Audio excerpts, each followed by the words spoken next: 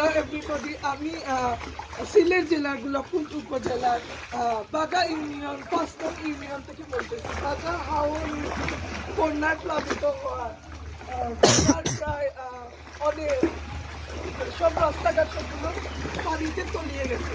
আমরা এখন পানির মধ্যে আছি, একটু উৎফুল্ল কিন্তু দুঃখ প্রকাশ করতেছি, কান্নাও হচ্ছে না, কি করবো, কিছু করার নাই। তো আপনারা দেখতে পাচ্ছেন সমুদ্রের মতো হয়ে গেছে বাগান হাওয়া। সো আমরা এক্সাইটেড না, খুব দুঃখিত পানির কারণে, কিন্তু দুঃখতা প্রকাশ করে কিছু করার নাই, কারণ পানির সাথে আমরা কিছু করতে পারবো। আমাদের আশেপাশের বাড়িগুলো সব তলিয়ে গেছে। আপনারা দেখতে পাচ্ছেন অনেক দোকান পানির নিচে চলে গেছে। আমরাও আস্তে আস্তে চলে যাবো। আমরা তো আমাদের বাড়ি উঁচু আছে, এই জন্য আমরা চিলারি করে টাকার কারণে আমাদের কিছু।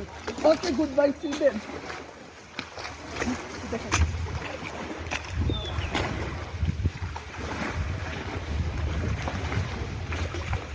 তার বন্ধুরের দিকে